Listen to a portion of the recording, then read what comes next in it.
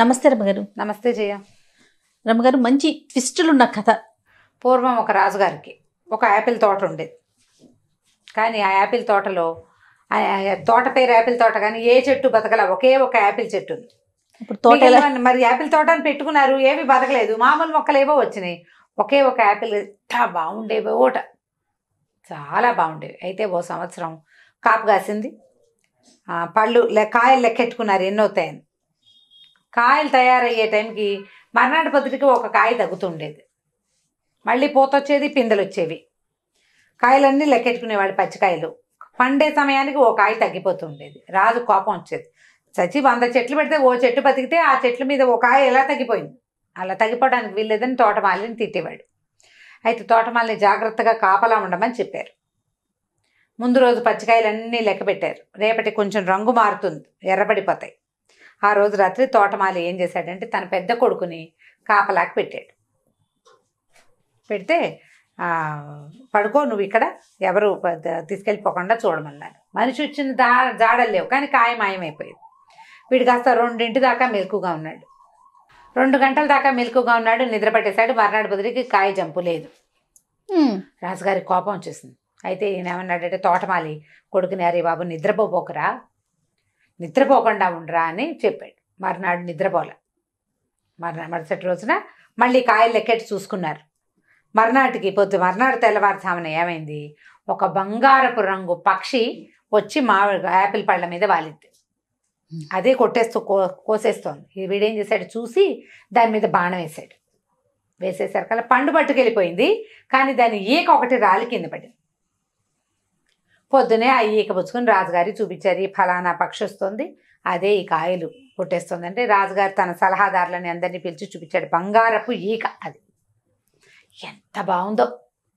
దాంతో రాజు అన్నాడు, ఒరేం యాపిల్స్ కాయలు పోతే పోయినాయి, ఈ పక్షిని పట్టుకురండి నాకు ఎక్కడి నుంచి అయినా అనేసరికల్లా తోటమాలి పెద్ద కొడుకు తను తెస్తానన్నాడు. బాణాలు విల్లంబులు సర్దుకుని నడవటం మొదలుపెట్టాడు. అడవుల్లో తిరగాలి, మరి పక్షులు ఎక్కడ దొరుకుతాయి, అడవుల్లోనే దొరుకుతాయి కదా. ఆ అడవిలోకి వెళ్ళగా అతనికి ఒక నక్క కనిపించింది. కనిపించేసరికల్లా నక్క మీద బాణం అయిపోయాడు. నక్కంది, నా మీద బాణం అయిపోక నేను నీకు సహాయం చేస్తాను, నువ్వు ఇలా ముందుకెళ్తే 2 సత్రాలు లాంటివి వస్తాయి.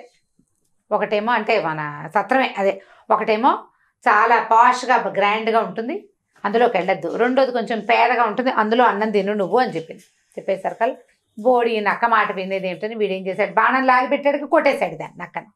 కానీ నక్కకి తగల, నక్క ఒక జంపు చేసి పారిపోయింది. ఓకే. వీడు అలా నడుచుకుంటూ వెళ్తే సరే మొత్తానికి ఓ చోట 2 సత్రాలు కనపడ్డాయి.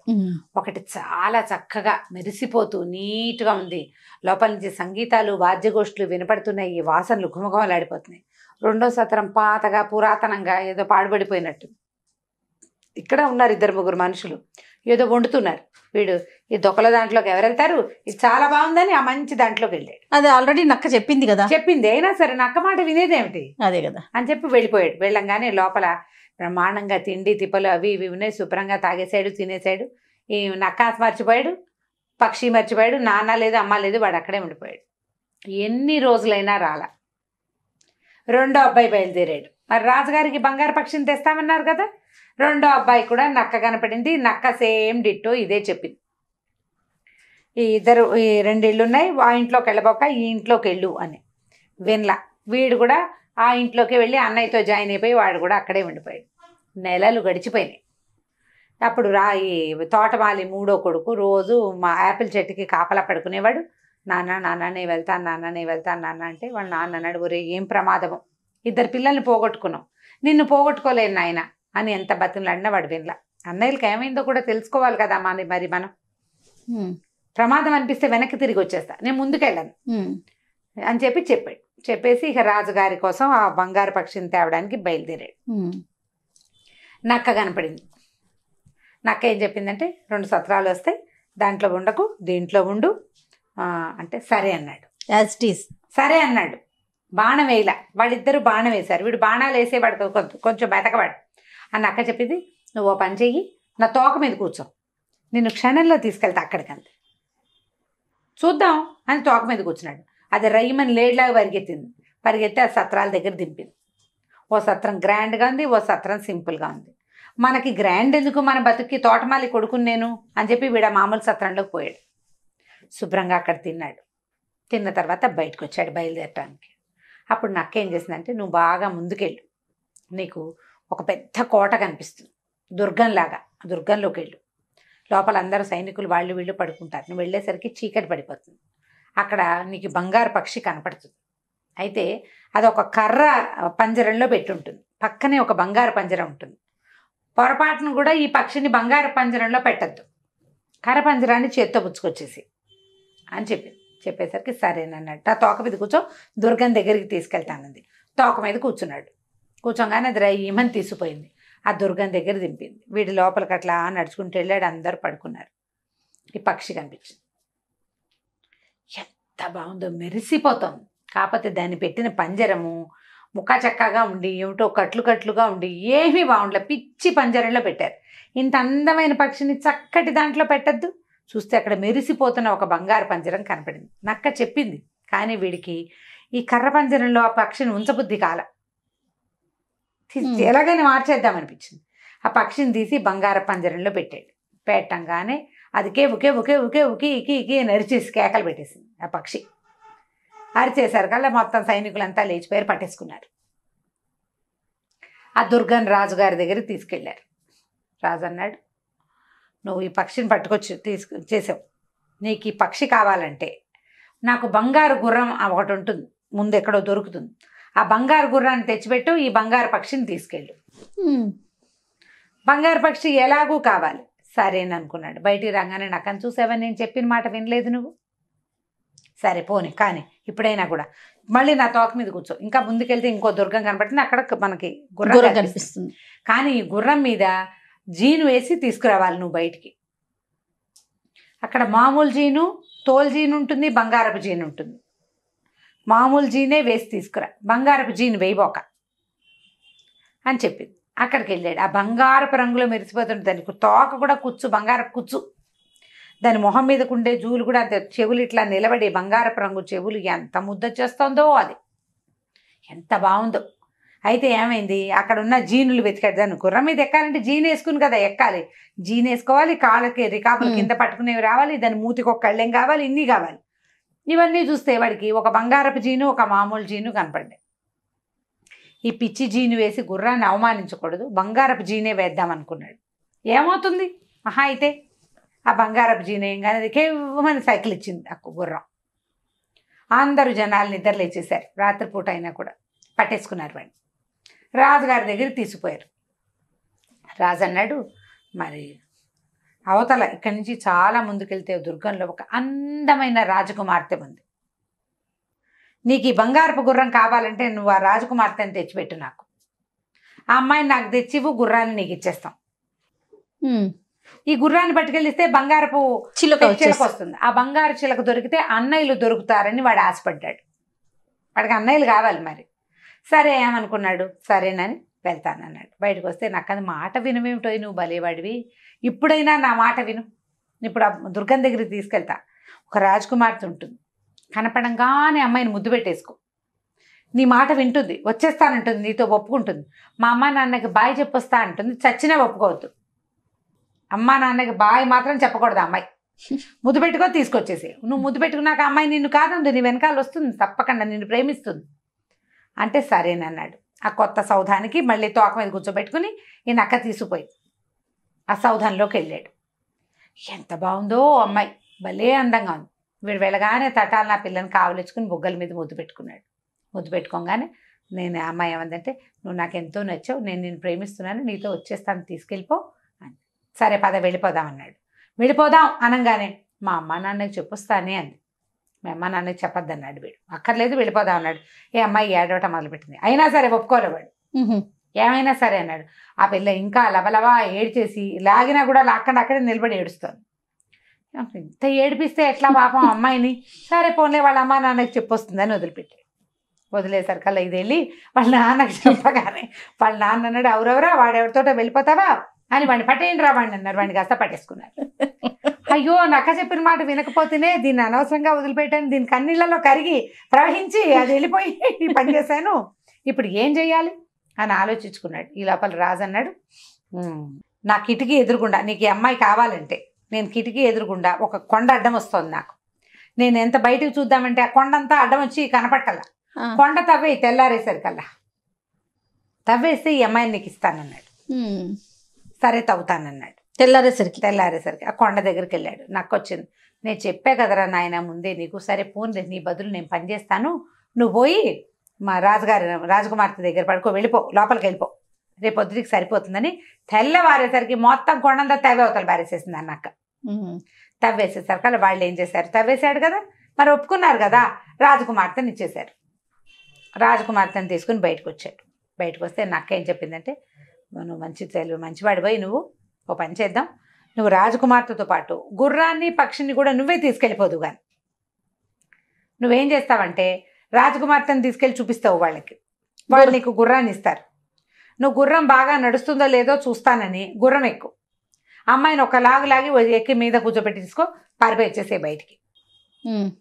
ఇక అక్కడ అందద్దు, గుర్రం ఎక్కేవా నిన్నెవరూ పట్టుకోలేరు, కింద నుంచి పరిశీలించద్దు, ఎక్కేకే పరిశీలించాలి నువ్వు అనేసరికి వీడు మళ్ళీ వెనక్కి వెళ్ళాడు. ఆ ముందు బంగారపు గుర్రం ఆస్థానం ఉందిగా అక్కడికి వెళ్ళాడు.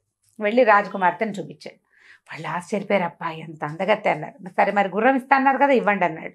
గుర్రం రాగానే టెస్ట్ చేస్తానన్నాడు. వాళ్ళు అన్నారు ఎక్కకుండా దీని చుట్టూతా తిరిగి పరీక్షించమన్నారు. వాడు ఒప్పుకోలే. ఎక్కితే కదా గుర్రం సంగతి ఎలా తెలుస్తుంది, పరిగెడుతుందో లేదో, ఒక టెస్ట్ డ్రైవ్ లాగా చేస్తాను, అది అసలు ఒకళ్ళని మోయగలుగుతుందో ఇద్దరిని మోయగలుగుతుందో నాకు తెలియద్దు అని చెప్పి గుర్రం ఎక్కి కూర్చోగానే అది రెడీ అయిపోయింది. వెంటనే ఈ అబ్బాయి ఏం చేశాడు, ఈ అమ్మాయిని ఒక లాగి తన వెనకాల కూర్చోబెట్టేసుకున్నాడు. పరుగు ఉడాయించేశాడు. అక్కడి నుంచి పరిగెత్తుకుంటూ బయటకు వచ్చేసాడు. నక్క మళ్ళీ కనిపించింది. నక్క ఏం చెప్పిందంటే, మనం ఇప్పుడు గుర్రాన్ని తెచ్చావా, గుర్రాన్ని అప్పచెప్పి వాళ్ళు పక్షిని ఇస్తారు, నేను రాజకుమార్తె గుర్రము బయటే ఉంటాం, రాజకుమార్తె బయటే ఉంటాయి, వాళ్ళు వచ్చి గుర్రాన్ని చూసి నీకు పక్షిని ఇస్తారు, ఆ పక్షిని చేత్తో పుచ్చుకుని మళ్ళీ గుర్రం ఎక్కేసి పారిపోదాం మనం, పక్షిని కూడా వాళ్ళకి అదే గుర్రాన్ని కూడా వాళ్ళకి వదిలిపెట్టద్దని. సరే బాగానే ఉంది. ఈసారి అక్కడికి వెళ్ళాడు, వాళ్ళకి గుర్రాన్ని చూపించాడు. గుర్రాన్ని చూశారు వాళ్ళు, చాలా బాగుంది అనుకున్నారు. మరి బంగారు పక్షిని ఇవ్వండి నాకు అన్నాడు. సరే వాళ్ళు గుర్రాన్ని పక్కన నుంచోబెట్టి పక్షిని ఇవ్వండి అంటే ఇస్తామన్నారు. ఇతను ఏం చేశాడు, గుర్రం మీద ఎక్కి కూర్చున్నాడు. వాళ్ళు దిగమంటం తెలియలే, వాళ్ళకి దిగమంటం తెలియలేదు, గుర్రాన్ని పరిశీలిస్తున్నారు అంతే. ఆ పక్షిని ఇవ్వగానే ఇతను వెంటనే గుర్రాన్ని ఒక అదిలింపదిలిచ్చే సర్కల్ అది పరిగెత్తేసి, గుర్రం మీద ఉంటే వాడిని ఎవరు పట్టుకోలేరు కదా, బయటకు వచ్చేసి రాజకుమార్తెని ఎక్కించుకున్నాడు. నక్క కూడా వాళ్ళతో పాటు పరిగెత్తుకుంటూ వచ్చేసింది. ఈ బంగార పక్షిని తీసుకుని కూడా బయటకు వచ్చేసాడు. పక్షి, అమ్మాయి, గుర్రం, ముగ్గురు వీడితో పాటే ఉన్నారు. ఇంకా అన్నలు దొరకాలి. బయటకు వచ్చాక నక్క ఏమడిందంటే, నాకు ఒక్క ఉపకారం చేస్తావా, నన్ను చంపేసి నా మెడ నరికేసి నా కాళ్ళు నరికేసి అని అడిగింది. ఈ రాజకుమారుడు ఒప్పుకోవాలి, నేను అట్లాంటి పని చేయను, నీకు నక్క జన్మ అంటే ఎంత విసుగున్నా సరే నువ్వు నాకు సహాయం చేసావు, సహాయం చేసిన వాడికి అపకారం చేయొచ్చా, నేను ససేమిరా చేయనంటే నక్క కొంచెంసేపు ఏడ్చింది. సరేలే నువ్వు చెయ్యవు, నాకు తెలుసు నువ్వు మంచివాడివి, మరి సరే ఓ పని చెయ్యి, నువ్వు వెళ్ళే దారిలో నీకు 2 సలహాలు చెప్తాను. ఎప్పుడు ఉరివేయబడుతున్న వాళ్ళని ఆపద్దు, ఉరిశిక్ష పడే వాళ్ళని ఆపడానికి ట్రై చేయొద్దు. తర్వాత నదీ ప్రాంతంలో, నదీ తీరంలో పడుకోవద్దు. ఈ 2 చేయబోక జాగ్రత్తగా వెళ్ళు, ఈ అమ్మాయిని తీసుకుని వెళ్ళిపో నువ్వు అని. వీడు గుర్రం మీద అమ్మాయిని చక్కగా చిలకని పట్టుకుని బయలుదేరి వెళ్ళాడు. వెళ్ళేసరికల్లా ఒక ఊరు చేరేసరికల్లా, అది ఏ ఊరు, ఎక్కడైతే 2 సత్రాలు ఉన్నాయో ఆ ఊరు చేరాడు. అక్కడ జనాలంతా ఊరేగింపుగా ఎవరినో తీసుకెళ్తుంటే తీరా చూస్తే ఎవరోట 2 దొంగలట, ఆ దొంగల్ని ఊరేస్తున్నారు. వీడు పోయి చూస్తే వీళ్ళ అన్నయ్యలే వాళ్ళిద్దరు. అదేమిటి వీళ్ళు మా అన్నయ్యని పట్టుకున్నారని వీడు పరిగెత్తుకుంటూ వెళ్ళాడు. వీళ్ళు మా అన్నయ్యలు, మరి వాళ్ళని వదిలిపెట్టేయండి, ఊరైపోకండి అని బతిలాడితే వాళ్ళు ఏమన్నారు, అది కాదు వీళ్ళు ఏం చేశారంటే ఈ సత్రంలో చేరారు, అక్కడ తాగేసి తినేసి పేకాట ఆడేసి బాగా డబ్బులన్నీ ఉడాయించారు, డబ్బుల కోసం దొంగతనాలు చేస్తున్నారు, దొంగతనం చేస్తూ పట్టుపడ్డారు, వాళ్ళు అక్కడ బాకీ పడిన డబ్బు, తర్వాత ఏమో ఈ దొంగతనం చేసిన డబ్బు ఇచ్చేస్తే వదిలేస్తామన్నారు. మొట్టమొదట అతను రాజకుమార్తెను తీసుకుని వచ్చేటప్పుడు వాళ్ళు బోలెడంత డబ్బు ఇచ్చారు రాజుగారు వాళ్ళు. ఆ డబ్బు ఉంది ఇతని దగ్గర, ఆ డబ్బు అంతా ఇచ్చి అన్నయ్యలిద్దరిని కాపాడుకున్నాడు. సరే అందరూ కలిసి బయలుదేరి వద్దామనుకున్నారు, ఇంటికి వెళ్ళాలి కదా. అయితే ఏమైంది, మధ్యలో ఒక నది వచ్చింది, అక్కడి నుంచి ఒక నదీ తీరంలో ఉండాల్సి వచ్చింది. సరే ఏదో తిండి తెచ్చుకున్నారు, తిన్నారు. తిన్న తర్వాత ఈ పూట ఇక్కడ పడుకుని పొద్దున్నే లేచి వెళ్దామన్నారు. ఆ నదీ తీరంలో పడుకోగానే అన్నయ్యలు ఇద్దరు అనుకున్నారు, వీడు చిన్న వెధవా, వీడికేమో ఇప్పుడు అమ్మాయి, గుర్రము, చిలక అన్నీ వీడికే, మనకేమీ లేవు. మనకేమీ లేవు. రాజుగారు ఈ పక్షిని తీసుకుంటే వాడికి బహుమతులు ఇస్తాడు, అవి కూడా వాడే ఉంచుకుంటాడు. వీడిని నీళ్ళలోకి దోసేసామంటే ఇది మనమే పక్షిని తీసుకెళ్ళి ఇచ్చేయచ్చు అని ఆ తమ్ముడిని కాస్త నీటిలో దోసేశారు. దోసేసి వెంటనే ఈ అమ్మాయిని గుర్రం ఎక్కించేసుకున్నారు, ఆ చిలకని ఆ పక్షిని కూడా పుచ్చుకుని తీసుకెళ్ళిపోయారు. కాకపోతే ఊరు చేరిపోయిన తర్వాత ఆ పక్షి పాటలు పాడడం మానేసింది, ఏమి తినేది కాదు, పాడేది కాదు. గుర్రం గడ్డి తినడం మానేసింది, రాజకుమార్తె ఊ ఊ ఊ ఊ అని ఏడిపోయి ముగ్గురు 3 రకాలుగా అయిపోయారు. పక్షిని చూస్తే బాగుంది, బంగార పక్షి, దాని ఈకే వీళ్ళకి దొరికింది. కానీ అది అంతకుముందు పాటలు పాడుతూ తిరుగుతూ ఉండేది, ఇప్పుడు రెక్కలు కూడా కదపట్ల, ఎలా కూర్చున్నది అలాగే కూర్చుని ఉంటుంది. గుర్రం గడ్డి తిందు, బక్క చిక్కిపోతుంది కదా, ఏమి తింటల్లా అది. ఈ అమ్మాయి ఏమో ఏడుస్తుంది. సరే రాజుగారు ఈ 3 వస్తువులు తన దగ్గర పెట్టుకున్నారు, వీళ్ళకి ఏవో బహుమతులు ఇచ్చాడు. ఇంతలో ఏమైంది, నీటిలో పడిపోయాడు కదా. నీటిలో పడిపోయిన వాడు లోపల ఏదో చిన్నది రాయి ఏదో ఉంటే ఆ రాయి మీద నిలబడి ఎట్లా కొట్లా ఆపుకున్నాడు, దెబ్బలు తగిలేసినాయి బాగా. ఆ పైనుంచి పడిపోయేసరికి అలా.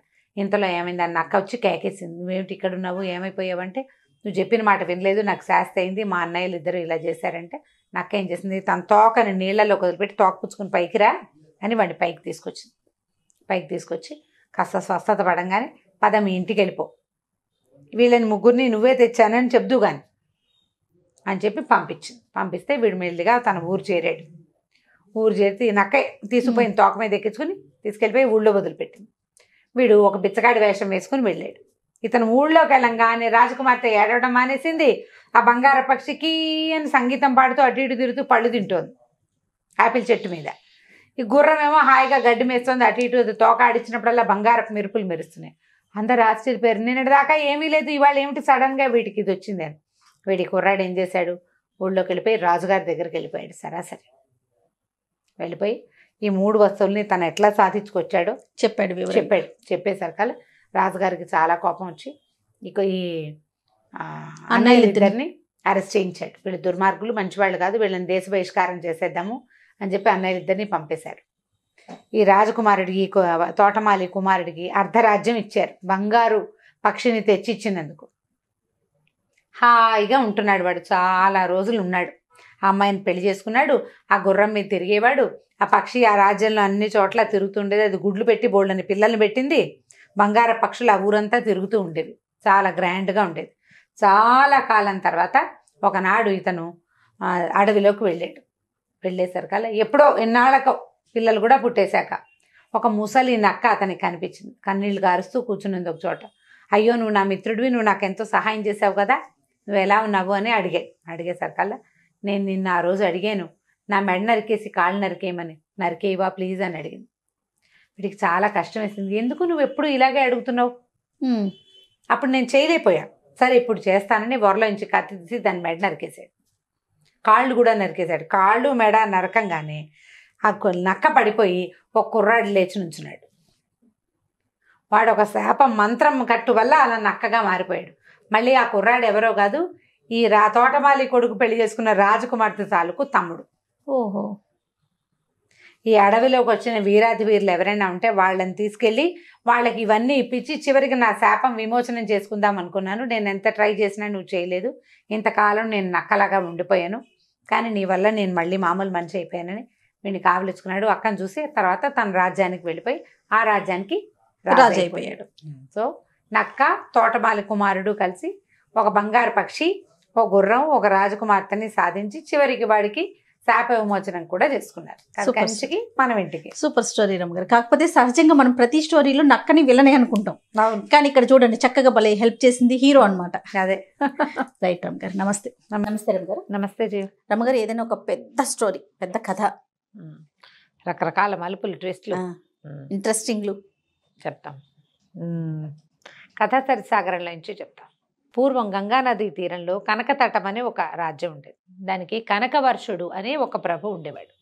ఈయన సర్పం వాసుకి, అనంతుడిలో వాసుకి సర్పం లేరు, ఆ నాగరాజు యొక్క మనవడట. నాగరాజుకి భూలోకంలో పుట్టిన ఒక కుమారుడి యొక్క కొడుకు. ఇక్కడ రాజ్యం చేసేవాడు. ఆయన చాలా అందగాడట, ఎంత బాగుండేవాడు.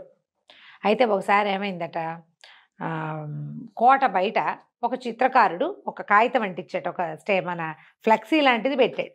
ఏంటంటే, నన్ను మించిన చిత్రకారుడు ఈ లోకంలో లేడు, ఈ చిత్రకారులను నన్ను జయించదలుచుకున్న వాళ్ళు పరీక్షించుకోవచ్చు అని. అయితే ఆ బయట ఉన్న సైనికులు వాడు ఎవడో తెచ్చి ఒక ఫ్లెక్సీ పెట్టాడండి, ఇలా రాశాడు అనేసరికల్లా అతన్ని తీసుకురమ్మన్నారు. తీసుకురమ్మంటే రోలదేవుడు అతని పేరు, చిత్రకారుడి పేరు. అయితే రాజుని దర్శించగానే అతను ఏమన్నాడంటే, అయ్యా అవజ్ఞతోటి కాదు, నేను మిమ్మల్ని దర్శించాలంటే నాకు సులువైన మార్గం ఇదే కనపడింది, అందుకని నేను ఇది ఇలా పెట్టాను, అంతేగాని ఇక్కడ మీ రాజ్యంలో ఉన్న చిత్రకారుల్ని ఛాలెంజ్ చేయటం నా ఉద్దేశం కాదని మర్యాదగా చక్కగా రాజుతో వినయంగా మాట్లాడాడు. మాట్లాడితే సరే మీరు మంత్రులు వాళ్ళంతా ఏమన్నారంటే, నువ్వు చిత్రకారుడు అన్నావు కదా, మా రాజుగారి బొమ్మ వెయ్యి అనేసరికల్లా సరే సరంజామా అంతా అతను ఏదో సంచిలో కొని తెచ్చుకున్నాడు. ఒక పెద్ద పటం పట్టుకొచ్చారు. రాజు చాలా అద్భుతమైన అందమైన వాడు, ఎంత బాగున్నాడో ఆయన, మన్మధుడిలాగా ఉంటాడు, చాలా పెద్ద పర్సనాలిటీ, చాలా అద్భుతమైన కళ్ళు, చాలా చక్కటి ముఖం, అసలు ఆయన ఓవరాల్గా చాలా అందం. మొత్తం పిక్చర్ వేసాడు.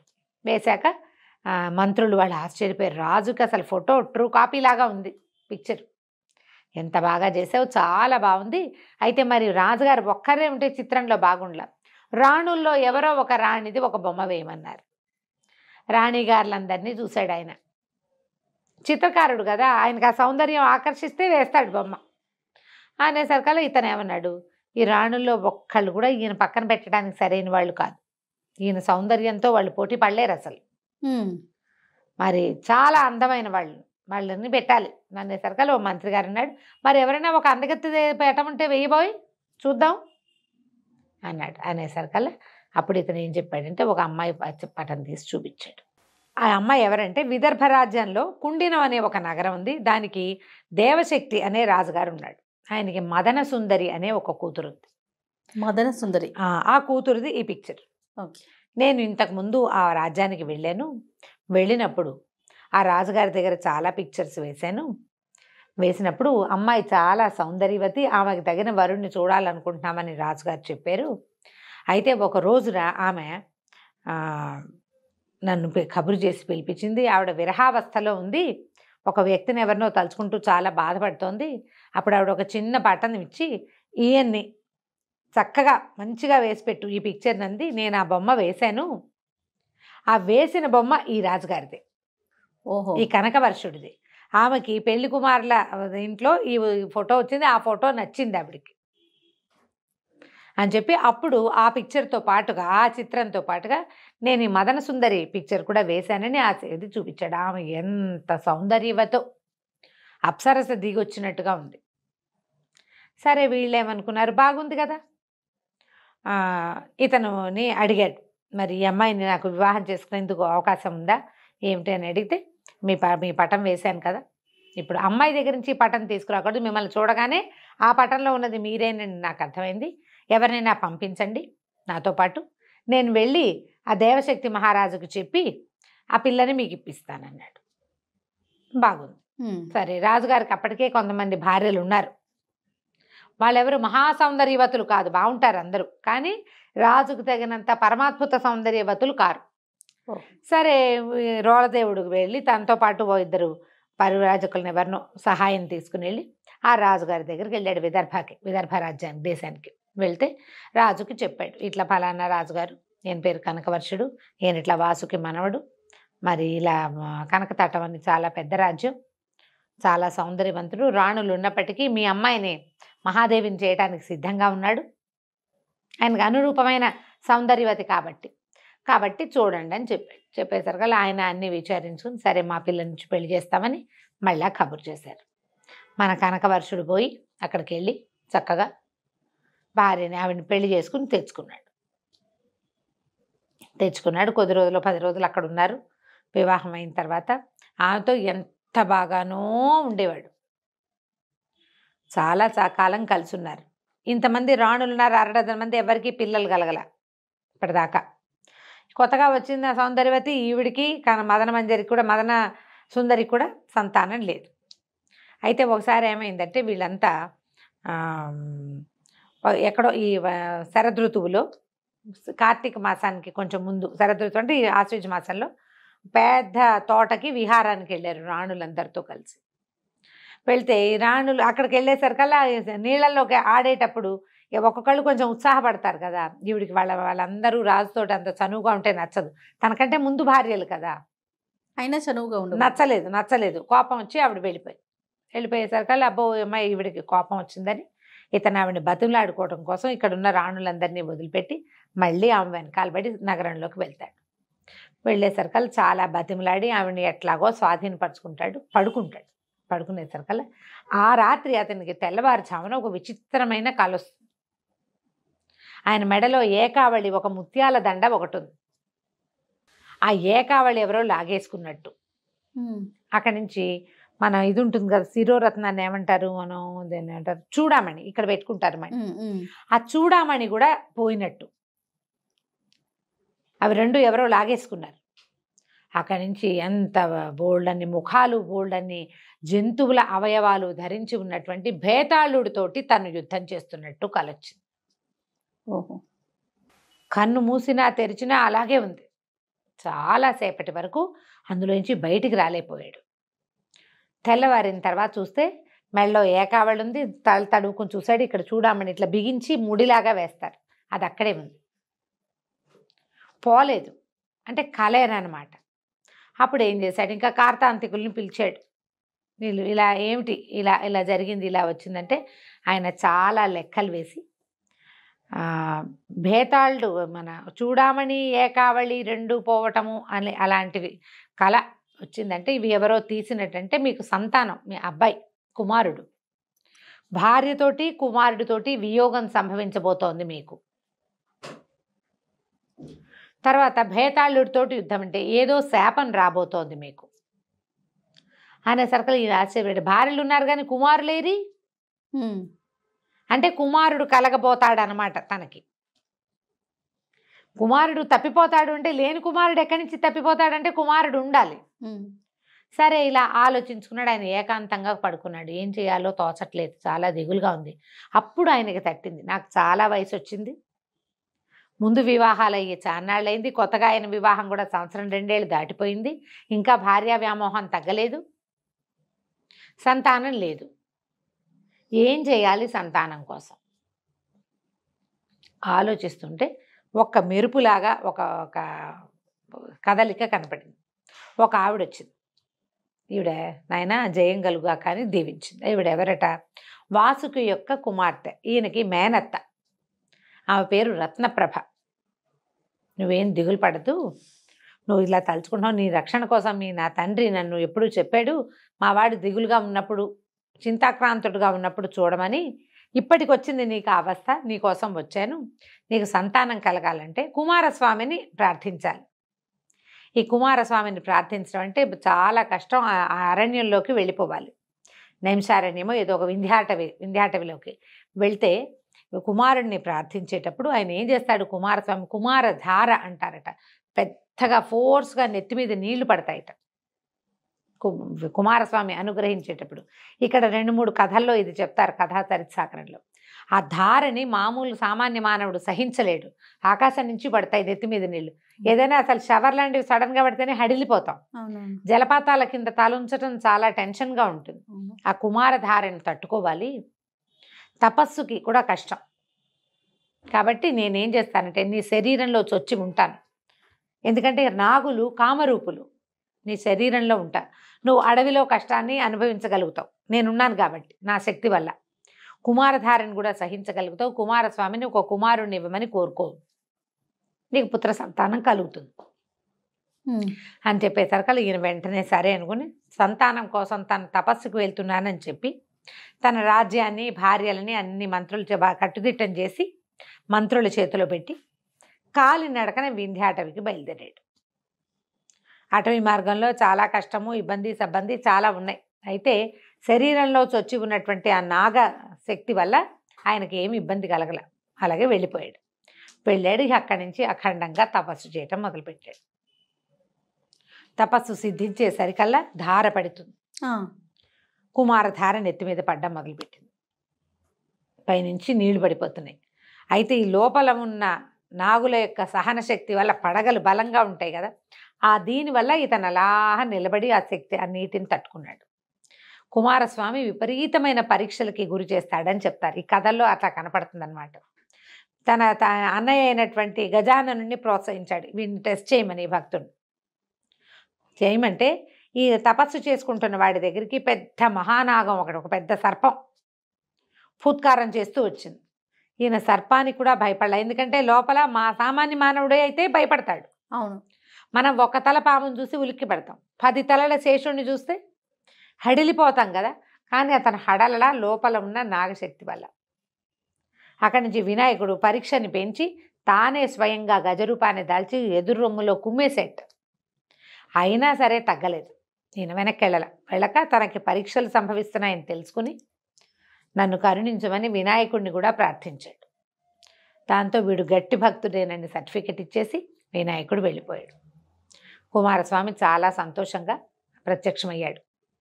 కుమారుడు అంటే బాలుడు కదా, బ్రహ్మచారి.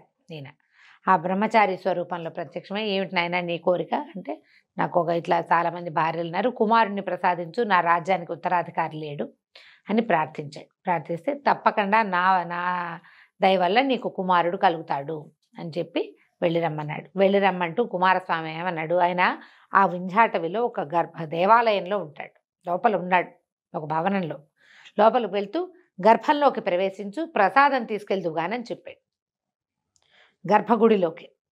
సరే ఇతను ఏం చేశాడు, అలాగేనని ఎప్పటి నుంచో తపస్సులో ఉన్నాడు కదా, కాళ్ళు చేతులు మొహం కడుక్కుని దేవాలయ ప్రవేశం ఆ గర్భాలయ ప్రవేశం చేయబోయాడు.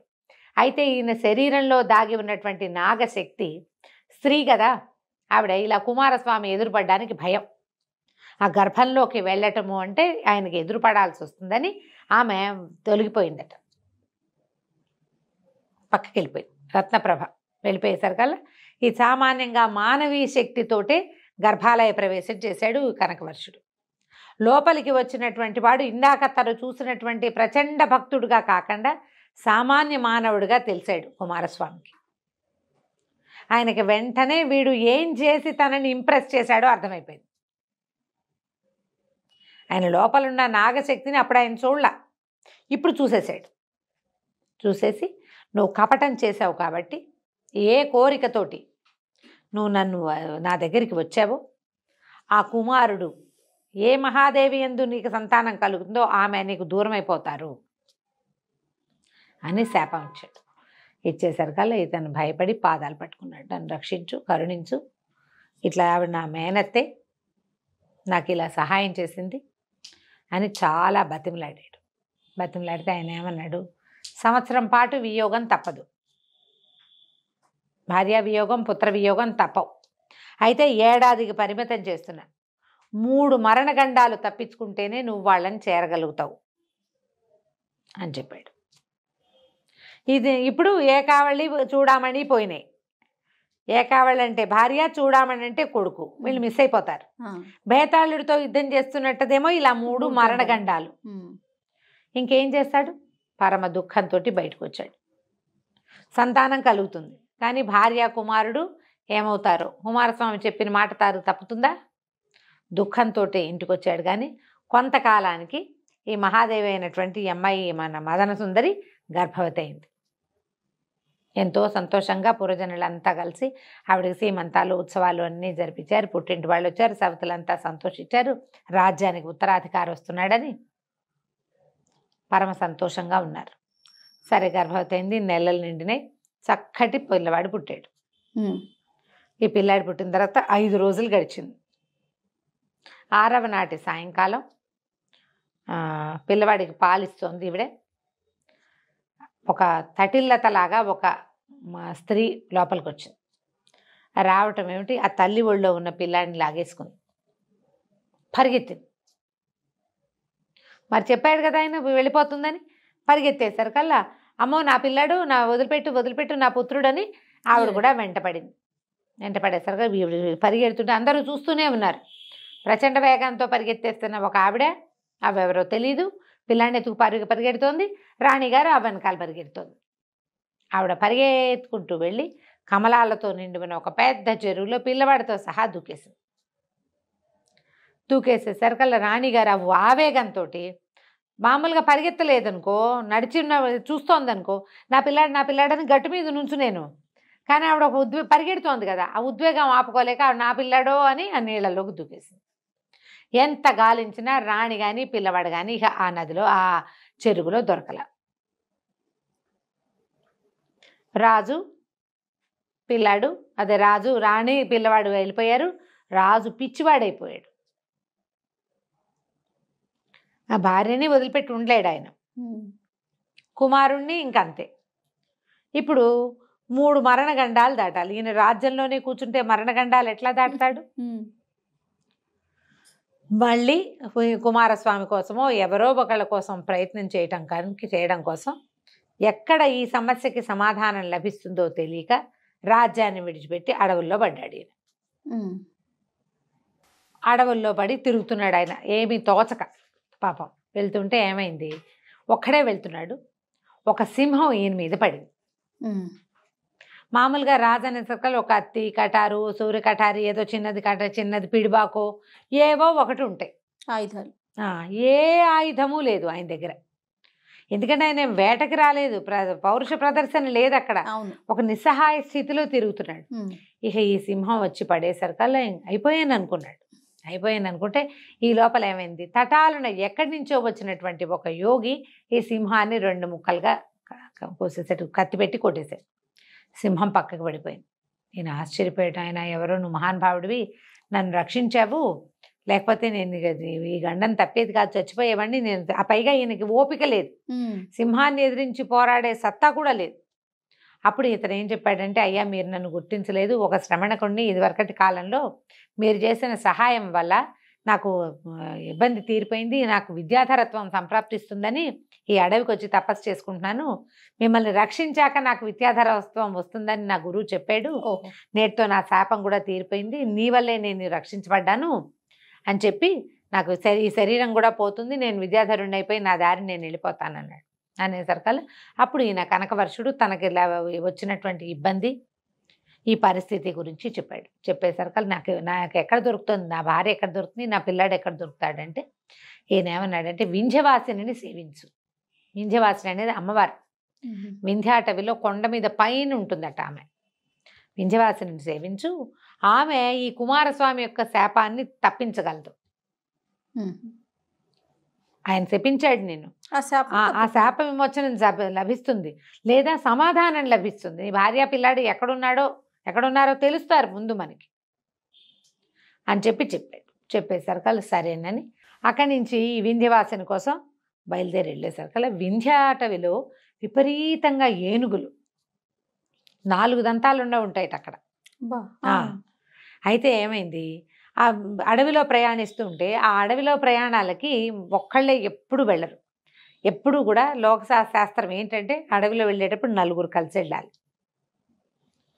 ఒక్కళ్ళే వెళ్ళేటప్పటికి వీళ్ళకి దాని పైగా వాటిని ఎట్లా బీట్ చేయాలి, అడవిలో జంతువుల ప్రవర్తనలు అవి తెలియ. వేటకెళ్ళేటప్పుడు రాజులు కూడా ఏం చేసేవాళ్ళు, ప్రత్యేకంగా వేట కుక్కలు, వేటగాళ్ళు, అడవి ఆనుపాను తెలిసిన వాళ్ళు, ఇవి ఏనుగులు సంచరించే మార్గమా, పుల్లు సంచరించే ప్రదేశమా, ఎక్కడ లేళ్ళు ఉంటాయి, ఎక్కడ దుప్పులు ఉంటాయి, అది తెలిసి ఉంటారు.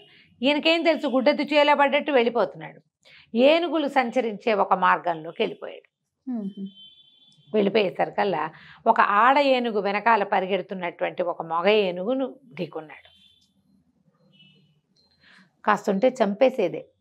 ఆ 4 దంతాలకి చిక్కితే చాలా ప్రమాదం అయ్యేది. అది తన తొండంతో చుట్టి విసిరేసేసింది. ఈయన అదృష్టం బాగుండి కొమ్మలకు ఇరుక్కుని బతికేశాడు. రెండోసారి గండాన్ని తప్పించుకున్నాడు. అక్కడి నుంచి ఏమైంది, ఇంకా ముందుకు వెళ్తూ ఉండగా శబర వాళ్ళు, అది శబర జాతి వాళ్ళు ఇవన్నీ పట్టేసుకున్నారు. ఈ ఏనుగు తర్వాత తప్పించుకోగానే వాళ్ళకి దొరికేశాడు. వాళ్ళు వలలేసి పెడతారు, ఎవరైనా మానవులు దొరికితే అని పట్టుకుంటారు. పట్టుకున్న తర్వాత తీరా చూస్తే ఇది సర్వలక్షణ శోభితంగా ఉన్నాడు ఈయన.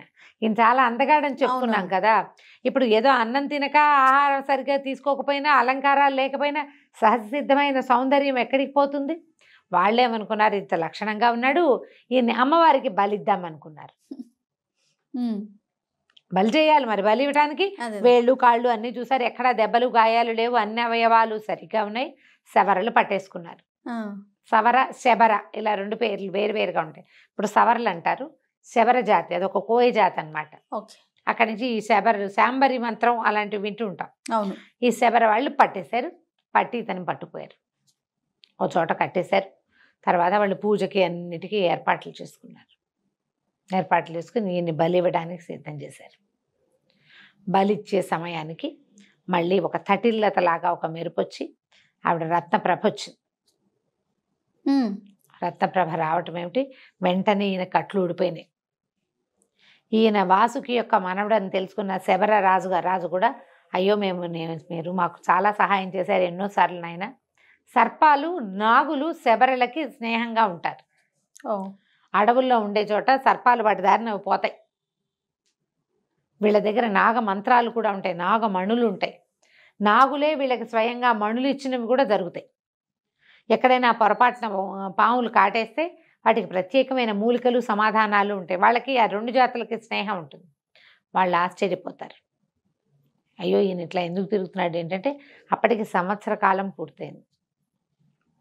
ఆవిడేం చేసిందంటే ఏడాది నిండిన పిల్లవాడిని తీసుకొచ్చి అప్పచెప్పింది. మదన సుందరిని కూడా తీసుకొచ్చింది. ఇది సంవత్సర కాలం అని నాకు తెలుసు, నీ పిల్లాడిని నీ భార్యని నా సంరక్షణలో ఉంచుకున్నాను. వీళ్ళు ఎక్కడికో అయిపోయే బదులు ఇప్పుడు నా వల్లే నీకు ఈ శాపం వచ్చింది. సంతానం ఈవిడ వల్లే కలిగింది పాపం. అదే, కానీ ఆవిడ శక్తి ఉండటం వల్లే కుమారస్వామికి నచ్చలేదు.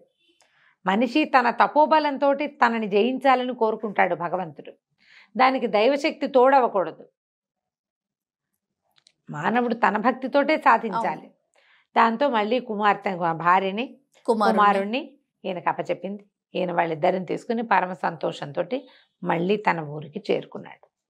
కనకవర్షుడు చక్కగా కుమారుడికి చక్కగా ఇంకేదో వర్షుడు పెట్టారు, ఏం పెట్టాడో గుర్తులేదు, ఏమిటో మర్చిపోయాను, స్వర్ణవర్షుడు అలాంటిది ఏదో ఒక పేరు పెట్టి పిల్లని పెంచుకున్నాడు. ఆ తర్వాత మిగిలిన రాణులకు కూడా సంతానం కలిగింది. తర్వాత కాలంలో ఆయన చాలా సుఖంగా సంతోషంగా ఉన్నాడు. ఏడాది పాటు ఆయనకు వచ్చినటువంటి ఈ శాపాన్ని తన మేనత్త సహాయంతో గడిపేసుకున్నాడు. 3 గండాలు జయించాక భార్యా కుమారుడు లభించారు. కథ కంచికి మనం ఇంటికి.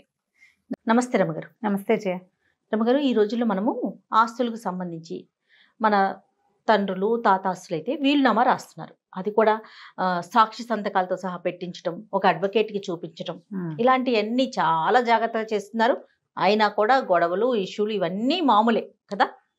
అయితే ఇదివరకు రోజుల్లో అసలు ఎలా ఉండేవండి పంపకాలకు సంబంధించి? తదనంతరం ఏం చేసేవారు? రాసేవాళ్ళు ఇలాగే వీలునామా ఉండేదంటారా? వీలునామాలు రాసేవాళ్ళు. గ్రామాధికారులు వాళ్ళు సంతకాలు పెట్టేవాళ్ళు. తహసీల్దార్ కరెక్టేనా? రైట్. తహసీల్దార్లు, తర్వాత మున్సబులు, కరణంగారులు వీళ్ళు సంతకాలు పెట్టేవాళ్ళు. ఇంకా అంతకు ముందు కాలంలో అయితే తాతలు తండ్రులు స్వచ్ఛందంగా అనుభవించేవి అవి ఉన్నప్పుడే పెద్ద పెద్ద ఆడపిల్లలకి పెళ్ళిళ్ళప్పుడే సెపరేట్ చేసి పసుపు కుక్కాల కింద ఈ పొలం, తల్లి పొలం ఆడపిల్లలకి ఇవ్వాలి. అదొక నియమంగా ఉండేది జయ. అవునవును. తల్లులు వాళ్ళ పుట్టి నుంచి తెచ్చుకునేవి ఇక మగపిల్లలకి ఇవ్వరు, ఆడపిల్లలకే ఇస్తారు. ఈ తండ్రి ఏమి ఇవ్వడు. ఈ తండ్రి పసుపు కుంకాలు పెడతాడు. ఎప్పుడు ఏటా పెళ్లి చేసినప్పుడు పెళ్లి ఖర్చులే పెళ్లికి ఇచ్చేది. పసుపు కుంకాల పొలం అంటే అమ్మకి ఇచ్చిన పొలం వీళ్ళకి వచ్చేది. ఇలాగే ఉండేవి. అయితే అప్పట్లో తండ్రుల నిర్ణయాల్ని గౌరవించేవాళ్ళు జయ. ఒకడికి ఎక్కువ ఒకడికి తక్కువ రాస్తే ఇప్పట్లాగా పోట్లాడ్డాలు అవి ఉండేవి కాదనుకుంటా పాపం. ఏమో మరి అలా అనిపిస్తుంటుంది. కొన్ని పాత కథలు చదివినప్పుడు అలా ఉంటుంది. ఒక చిత్రమైన కథ ఒకటి చదివాం. ఓకే గారు, ఇంకొక మాట, నోటి మాట ద్వారా జరిగేదంటారా? అవి కూడా రాత కోతలే ఉండేవి అంటారా? నోటి మాటలు ఉండేవి. ఇంట్లో ఎవరైనా పెద్దవాళ్ళకి ఇలా చెప్పి మా పిల్లలకి ఇట్లా పంచండి అని చెప్పేవాళ్ళు. కాగితం కూడా రాసేవాళ్ళు. అప్పుడు ఇంత పెద్ద సంతకాలు, ఉమ్మడి కుటుంబాలు కదండి. అవును. ఇప్పుడు ఆయన తరపున ఆయన తమ్ముళ్ళు అన్నలు అందరూ కలిసి ఒకే కుటుంబంలో ఉండేవాళ్ళు. మరి ఆస్తులు ఇప్పుడు వీళ్ళ పిల్లలు వాళ్ళ పిల్లలు అందరూ పంచుకోవాలి కదా. అవును. నోటి మాటతోనే వెళ్ళేది. పంపకాలు అంటూ రాసేవాళ్ళు ఏమీ కాదు. పంపకాలు వీడికి ఇది అని ఇంత రాసేవాళ్ళు ఏం కాదు. అంటే ఎక్కువ మంది 5-6 అన్నదమ్ములు కలిసి ఉన్నారు, వాళ్ళ పిల్లలు వాళ్ళ మనవలు వాళ్ళంతా వచ్చేసరికల్లా ఇక్కడ ఏం మిగులుతుంది? అదే కదా, నోటి మాట మీద నడిచేది అంతే. అవును. లేదా ఇళ్లలో ఎవరైనా పెద్దవాళ్ళు ఎవరైనా ఉంటే పోయేటప్పుడు పోయే ముందో ఎవరో ఒకళ్ళకి మా ఆడపిల్లకి ఇది ఇవ్వమని చెప్పు అని అలా చెప్తే వాళ్ళ మాట నమ్మేవాళ్ళు. ఇలాంటి కలికాలం ఆనాడు లేదు కదా. ఓ అవునండి. చందమామ కథ భలే వెరైటీగా అనిపిస్తుంది. అవునండి, చెప్పండి. ఒక ఆయన ఒక భూస్వామి ఉండేవాడట ఒక ఊళ్ళో. ఆయనకి 2 కొడుకులు ఉండేవాడు. పెద్దవాడు కొంచెం అమాయకుడు, చిన్నవాడు మంచి తెలివైనవాడు. ఆయన చాలా విషయాల్లో గమనించేవాడు. పెద్దవాడు తూచా తప్పకుండా చెప్పిన పని చేయటము, ఏది చెప్తే అది చేయటము, చెప్పిన మాట వింటము, అంతే. రెండో వాడు ఒకటి చెప్తే 2 చేసేవాడు. ఏమీ చెప్పపోయినా ఏదో ఒకటి చేసేసేవాడు. తెలివి వాడికి, మంచివాడేవాడు. అయితే ఈయన ఏం చేశాడంటే, ఆయన కొంచెం సడన్గా అనారోగ్యం వచ్చింది. ఆయన జాతకంలో కూడా ఏదో మారకం ఉందని కనపడింది. ఆయన ఊరి గ్రామాధికారితోటి మాట్లాడి, నేను విల్లు రాద్దాం అనుకుంటున్నాను, మరి కాసేపు వచ్చి మా ఇంటి దగ్గర నాతో పాటు కూర్చోండి అన్నాడు. అనేసరికి వచ్చాడు ఆయన. ఇద్దరు కలిసి మాట్లాడుకున్నారు. ఏమేమి ఉన్నాయి, పొలాలు ఏమున్నాయి, ఈ పొలం ఇంత పొలము, ఇంత ఇల్లు ఉన్నాయి, నా ఆస్తి అంతా పెద్దవాడి ఇచ్చింది ఇలా రాస్తాను, చిన్నవాడికి ఏమి ఇవ్వనంటే ఆయన ఆశ్చర్యపడ్డాడు. అదేమిటది అలాగా, అట్లా ఎట్లా అంటే మీకు తెలియదండి, మా పిల్లల పెళ్ళిళ్ళు అవి అయ్యాక ఈ పెద్దవాడి అమాయకత్వం వల్ల వాడు ఏమీ లేకుండా పోతాడు. పోనీ బతుకు తెరువు తెలిసిన వాడు కాదు, ఏమీ లేకపోయినా ఏదో రకంగా బతుకుతాడులే అనుకోవడానికి వీల్లేదు. చిన్నవాడికి ఏమి ఇవ్వకపోయినా పర్వాలేదు, వాడు బతుకువాడు బతికేస్తాడు. వాడు ఇంటెలిజెంటు ఇక్కడ ఉన్న నాళ్ళు నడిచిపోతుంది, ఇక్కడ ఉన్న నాళ్ళు నడుస్తుంది. ప్రత్యేకంగా వాడు వేర్పాటు పడ్డప్పుడు వాడికి ఆస్తి ఏమి ఉండదు. ఓకే. అంటే ఆయన గ్రామాధికారి ఒప్పుకోలేదు, కానీ ఆయనంత నొక్కి ఒక్కడి నుంచి చెప్తుంటే ఏం చేస్తారు, సరే కాగితం రాసి, అవో పెద్ద కాగితాల మామూలు కాగితం మీద వివరాలు అలా రాసి సంతకం పెట్టేవాళ్ళు. అది ఆ గ్రామాధికారి దగ్గరే ఉండేది. కొంతకాలం గడిచాక ఆయన కాస్త చనిపోయాడు.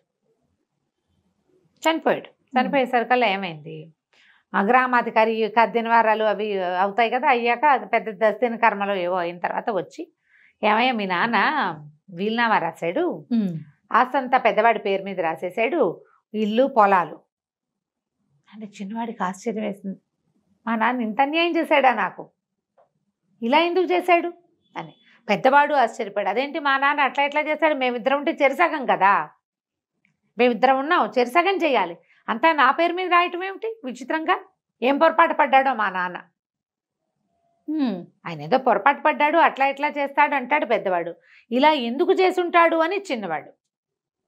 సరే కొద్ది రోజులు గడిచాయి, చిన్నవాడు రికామిగా అటు ఇటు తిరుగుతున్నాయి. పెద్ద అబ్బాయి అన్నాడు, అరే పెళ్లి సంబంధాలు వస్తున్నాయి, పెళ్ళిళ్ళు చేసుకుందాము, మరి నాన్న రాస్తే రాశాడులే, నేను ఇచ్చేస్తాను సగం నీకు, నువ్వు మన ఇద్దరం కలిసే ఉందాము, సగం ఆస్తి నీ పేరు మీద ఇప్పుడే పెట్టేస్తా, ఇంట్లో చెరిసగం వాడుకుందాం, పెళ్ళిళ్ళు అయ్యాక మరి పొలం కూడా చెరిసగం రాసేసుకుందాము అంటే చిన్నవాడు ఒప్పుకోలు. నాన్న ఇలాంటి వాక్యం రాశాడు అంటే, పైగా గ్రామాధికారి దగ్గర కూర్చోబెట్టి రాయించాడంటే తను చెప్పింది మనం చెయ్యాలనే కదా ఆయన ఉద్దేశం. నాకు ఎందుకు ఇవ్వలేదో చూద్దాం, ఇప్పట్లో ఏం పెట్టుకోవద్దు, సంబంధాలు వస్తే నువ్వు పెళ్లి చేసుకోమన్నాడు. రికామిగా తిరుగుతూ ఉండేవాడు. ఈయనకి ఏదైనా అన్నయ్యకి సహాయం చేశాడు. ఇక అతనికి అక్కడ ఊళ్ళో ఉండబుద్ధి కాల. ఊళ్ళో వాళ్ళంతా ఒక రకంగా మాట్లాడేవారు, సహజం కదా, వీడు పోసుకోవాలి రాయడు, అందుకే వీడికి ఇవ్వలేదు, అలాంటి మాటలు వచ్చేవి. తమ్ముడిని ఈ చిన్నవాడు అన్నాడు, అన్నయ్య నేను పక్కన ఏదైనా నగరానికి వెళ్తానురా, ఎక్కడో చోట పొట్టపోసుకుంటాను, ఏముంది ఎప్పుడు కావాలంటే అప్పుడు నీ దగ్గరికి వస్తా. పాపం అన్నయ్య బాధపడుతూనే ఒప్పుకున్నాడు. సరేనన్నాడు. వీడు ఆ ఊరు ఈ ఊరు చూసుకుంటూ ఒక పెద్ద నగరానికి చేరాడు. చుట్టుపక్కల పల్లెలు ఉన్నాయి, చిన్న చిన్న పట్టణాలు ఉన్నాయి, నగరానికి చేరాడు. ఆ నగరానికి చేరితే ఏమైందంటే, నగరపు దీంట్లోనే పెద్ద భవంతి కనపడింది. ఎంత పెద్దదో, ఈ భవంతి ఎవరిది ఏమిటి అని అక్కడ వాకిట్లో ఉన్న వాళ్ళని ఎవరినో అడిగాడు. ఆ భవంతిలో ఎవ్వరూ లేరు, గేటు కూడా తాళాలు వేస్తుంది. భవంతి బయట ఉన్న చెట్ల కింద కూర్చున్నాడు. ఈ ఇల్లు ఎవరిది మామూలుగా అడుగుతారు కదా, అడిగేసరికి రాజుగారిదేను, ఆయనే 10 లక్షలు వ్యయం చేసి కట్టాడు. మరి ఇంత కట్టిన తర్వాత ఏదో దయ్యం ఆశించింది ఇందులో, సంవత్సరం 2 ఏళ్ళ నుంచి మూత పెట్టే ఉంది, ఎప్పుడైనా వచ్చి తాళాలు తీస్తారు, దయ్యం గోలకు పారిపోతారు, ఎవ్వరూ ఉండట్లేదు రా అని అన్నాడు. అంటే మరి నేను ఉంటానన్నాడు. వీడు ఉండటానికేముంది, రాజుగారిని అడిగి తాళాలు తీసుకుని ఉండొచ్చు, ఆ ఇంట్లో నుంచి దయ్యాన్ని వెళ్ళగొట్టిన వాళ్ళకి 1,00,000 రూపాయలు బహుమానం ఉంది, మరి నువ్వు వెళ్ళి రాజుగారితో మాట్లాడి నేను ఉంటానంటే ఎవరైనా ఆ ఇంట్లో ఉండొచ్చు, ఉండగలిగితే అదే కదా, దాంట్లో నుంచి ఆ దయ్యాన్ని తరిమేయగలిగితే అదే చాలు రాజుగారికి అనేసరికల్లా ఈ చిన్నాడు ఏం చేశాడు, రాజుగారి దగ్గరికి పోయాడు. అప్పట్లో రాజులంటే ఇలాంటి ప్రమాదకరమైన రాజులు కాదు, మామూలు సింపుల్ వాళ్ళే. రాజుగారి దగ్గరికి సులభంగానే ప్రవేశం లభిస్తుంది. ఆ పెద్ద బంగళా గురించి మాట్లాడడానికి వచ్చానంటే ఆయన ఏమన్నాడు, అరే బాబా లోపల దయ్యం ఉంది, బోళ్ళంత మంది ప్రయత్నం చేశారు, ఎవడి వశము కాల, నువ్వు ప్రయత్నం చేయి, నువ్వు కనుక దయ్యాన్ని పారద్రోలి ఉండగలిగావా 1,00,000 ఇస్తాను నీకు, వ్యాపారం చేసుకుంటావో ఏది చేసుకుంటావో నీ ఇష్టం. అక్కడి నుంచి అబ్బాయి ఏం చేశాడు, చూద్దాం అదేమిటో చూడాలి అని చెప్పేసి ఆ బిల్డింగ్లోకి వెళ్ళాడు. దీనికి మొదలు ఏం జరిగిందంటే, గ్రామాధికారి ఉన్నప్పుడు మా పెద్దవాడు అమాయకుడు, రెండోవాడు తెలియగలాడు అని చెప్పినప్పుడు వాళ్ళిద్దరికీ ఒక టెస్ట్ పెట్టాడు వాళ్ళ నాన్న. అదేమిటి, ఏమని చెప్పాడు, పెద్ద అబ్బాయిని కేకేసి, ఒరే అబ్బాయి 2 అడుగుల చదరము 2 అడుగుల లోతు గొయ్యి, అంటే ఎంత ఉంది 2x2 అనమాట. 2 అడుగుల చదరం ఉంది, 2 అడుగులు లోతు, ఎంత మట్టి వస్తుందిరా అని అడిగాడు. ఓ బుట్టెడు మన్ను వస్తుందేమో నాన్న అన్నాడు పెద్దవాడు. బుట్టెడు మట్టి వస్తుంది. వాడు వెళ్ళిపోయాడు. చూసాడండి వీడి తెలివి, బుట్టెడు ఎట్లా వస్తుంది, అక్కడ ఎంత ఉందో అంతే వస్తుంది. 2x2లో ఎంత మట్టి ఉంటుంది. అక్కడి నుంచి రెండో వాడిని పిలిచాడు.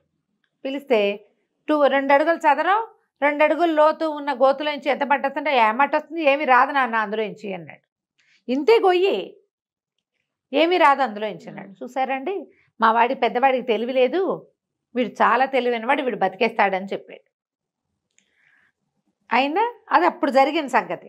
ఓ 2 సంవత్సరాలు గడిచిపోయింది. ఈ అబ్బాయి ఏం చేశాడు, ఆ బంగళా తాళాలు రాజుగారు ఇచ్చినప్పుడు తాళాలు తీసుకున్నాడు. తీసుకొని లోపలికి వెళ్ళాడు. లోపలికి వెళ్తే బాగుంది, పెద్ద భవనం, చాలా పెద్దది, బోలెడన్ని గదులు, చుట్టూతా పెద్ద తోట, మంచి పరికరాలన్నీ ఏర్పరిచి ఉన్నాయి, అంటే వసతులన్నీ ఉన్నాయి బిల్డింగ్లో, బాగుంది చాలా. సరే ఒక సోఫా లాంటిది ఉంటే మనవాడే పోయి దాని మీద కాళ్ళు తప్పు కూర్చున్నాడు. కూర్చుంటే కొంచెం రాత్రి అయ్యేసరికి లోపలికి ఒక తెల్లటి ఆకారం తేలుకుంటూ వచ్చింది. ఎవరు నువ్వు అని ఒకళ్ళనొకళ్ళు ప్రశ్నించుకున్నారు.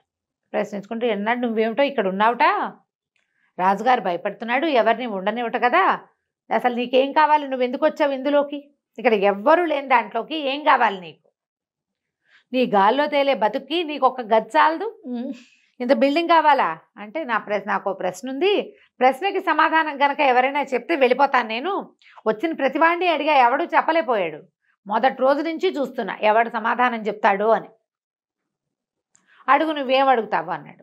2 అడుగుల చదరము 2 అడుగుల లోతు ఉన్న గుంట్లో ఎంత మట్టి వస్తుంది అని అడిగింది దయ్యం. అడగంగానే కుర్రాడు నిర్ఘాంతపోయి, ఏమీ రాదు నాన్న, అది చిన్న గొయ్యి కదా అన్నాడు. అనగానే వెంటనే దయ్యం గాల్లో కలిసిపోయింది.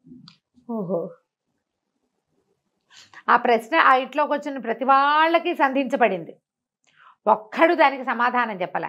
దానికి సమాధానం సాటిస్ఫైడ్గా చెప్పగలిగిన వాడు ఎవడు, వీడే. వీడు చెప్పాడు, వీళ్ళ నాన్నే. ఇతను చూస్తూ ఉండగానే ఆ దయ్యం అట్లా పొగలాగా మారిపోయి గాల్లో కలిసిపోయింది. దయ్యం లేదు, పడుకుని నిద్రపోయాడు. నాన్న ఏం చేయబోయాడంటే, వీడి తెలివికి పరీక్ష పెట్టి వీడిని రాజుగారి దగ్గర ప్రవేశపెట్టాడు. పల్లెటూరులో ఉండవలసిన వాడు, ఓ ఇల్లు, ఓ 10 ఎకరాల పొలము, అది ఎక్కడా 1,00,000 రూపాయలు, రాజుగారి దగ్గర ఉద్యోగము ఎక్కడా. అక్కడి నుంచి రాజుగారికి పొద్దున్నే కబుర్ చేశాడు, దయ్యం లేదు, నిరభ్యంతరంగా మీరు ప్రవేశించవచ్చు ఇందులో అని. ఆయన అన్నాడు, వారం రోజులు నువ్వు మా దగ్గర ఉండు, చూస్తాను నేను అన్నాడు. 1 వీక్ రాజుగారికి గెస్ట్గా రాజభోగాలు అనుభవిస్తూ ఉండిపోయాడు చిన్నవాడు. వారం రోజుల పాటు పొద్దునో గుంపు సాయంత్రమో గుంపు పోయి ఆ భవనంలో పడుకునేవాళ్ళు. పొద్దున వంటలు చేసేవాళ్ళు, తినేవాళ్ళు. సాయంకాలం వచ్చిన వాళ్ళు ఆ వంటలు తిని రాత్రి పడుకునేవాళ్ళు. 1 వీక్ పూర్తిగా టెస్ట్ చేసిన తర్వాత వాళ్ళకి తెలిసింది ఇందులో ఏ దయ్యమూ లేదు అని. ఓహో. బిల్డింగ్ పూర్తిగా స్వాధీనం పడిపోగానే రాజుగారు చక్కగా సాంగంగా గృహప్రవేశం చేసుకున్నాడు. కుర్రాడికి వాళ్ళు 1,00,000 రూపాయలు ఇచ్చి నువ్వేం పని చేయగలవు అని అడిగి ఆ డిపార్ట్మెంట్లో అతనికి ఒక హయ్యర్ అథారిటీ లాంటిది ఒక పోస్టుని ఇచ్చి 1,00,000 ఇచ్చి రాజ్యంలోనే నగరంలోనే ఉంచుకున్నాడు. తెలివిగల వాడివి, నువ్వు మా రాజ్యంలో ఉంటే మాకు మంచిది అని చెప్పి. ఇక ఇతను ఎప్పుడూ పల్లెటూరు వెళ్ళ, హాయిగా రాజభోగాలు అనుభవిస్తూ పెద్ద ఉద్యోగాన్ని అనుభవిస్తూ ఒక ప్రశ్నతోటి మా నాన్న ఇంతది నాకు కట్టబెట్టాడు అనుకుని సంతోషంగా ఉన్నాడు. తండ్రి వీలరామారావు చూసావు ఎలా రాశారు, ఆస్తి రాయల, వాడి తెలివి ఎక్కడ ఫ్లరిష్ అవుతుందో అక్కడికి తీసుకెళ్ళి పెట్టాడు. ఇలా ఎన్ని కథలు ఉంటాయో ఈ వీలునామా కథలు చందమామలో, భలే బాగుంటాయి. చాలా బాగుందండి. రైట్ రమ్ గారు, నమస్తే. నమస్తే.